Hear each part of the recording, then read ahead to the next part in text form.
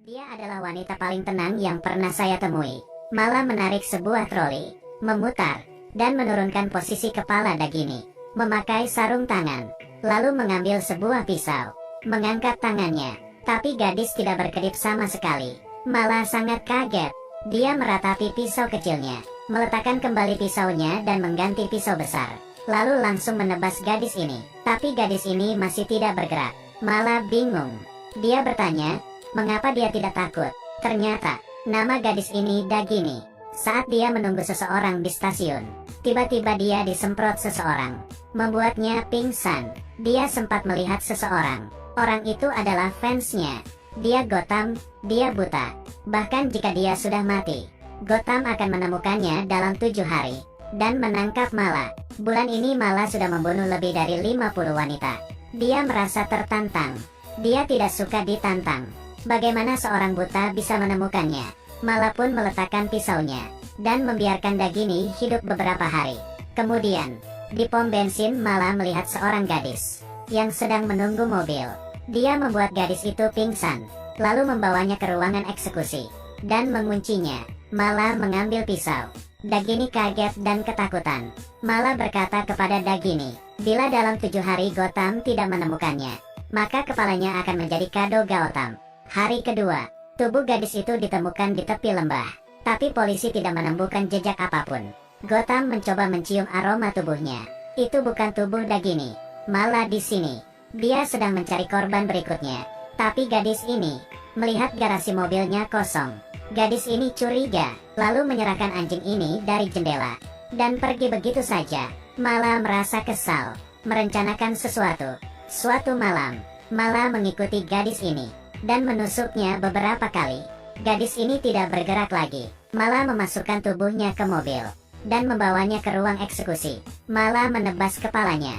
Dagini yang melihatnya ketakutan. Malam hari, Gotham membuka pintu.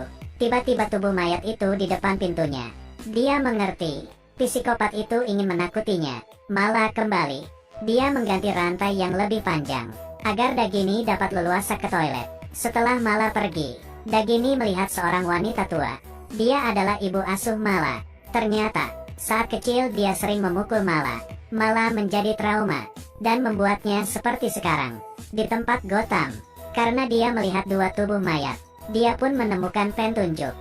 Dia menemukan di 2 tubuh mayat itu ada aroma bau binatang babi. Berdasarkan posisi si psikopat itu, Gotham yakin psikopat itu adalah pemilik perusahaan babi. Mereka mulai mencari tahu. Seseorang polisi menyelidiki tempat Mala, dan kebetulan dia bertemu Mala.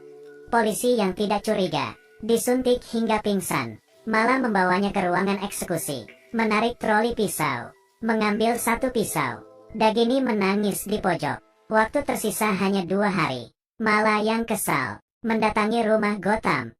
Saat dia mencoba membunuh, asisten Gotham muncul dan mengejar mobilnya. Mala bersembunyi di rumput. Asisten itu turun, melihat keadaan. Belum sempat memberitahukan plat mobil Mala.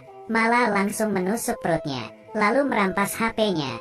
Besok adalah hari kematian Dagini. Keesokan hari, Gotham menyentuh mayat asistennya. Dia merasa bersalah. Mereka menemukan peternakan babinya. Waktu tersisa sedikit, mencoba mengenali peta itu. Kamala memberi petunjuk. Gotham bertugas mengemudi. Mereka pergi menyelamatkan Dagini. Dagini dikunci di atas kasur eksekusi. Mala menurunkan kepala Dagini, mengangkat tangannya. Tiba-tiba alarm berbunyi, membuatnya sangat marah, dan berlari keluar dari ruangan. Ternyata itu ulah Gotham. Mala melihat Gotham, lalu berteriak keras, berlari ke arah Gotham, dan tiba-tiba listrik padam. Mala seperti orang buta. Dia menebas seperti orang gila. Tidak ada cahaya sama sekali.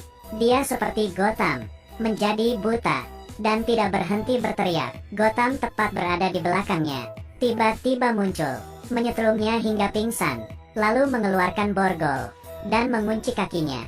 Saat itu, Gotham mendengar suara Dagini, terlatih-tatih berjalan ke ruangan itu. Tiba-tiba, Mala terbangun. Gotham membuka ikatan Dagini, dan berhasil menyelamatkannya. Kemudian Mala muncul, dengan amarah mendekati mereka. Mereka pun dengan cepat kabur. Tiba-tiba, Mala mengemis kepada mereka.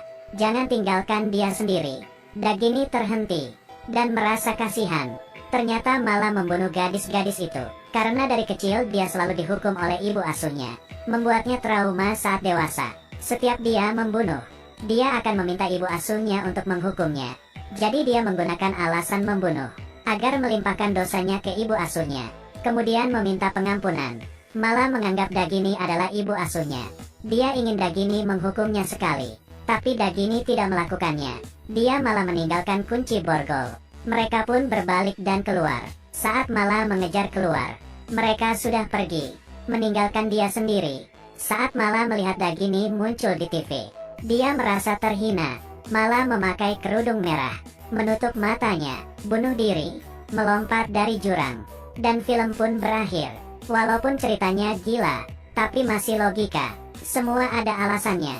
Dimanapun Anda berada, hargai kehidupan Anda, cintai hidupmu, jadilah orang yang baik dan penuh cinta, maka dunia akan jauh lebih baik.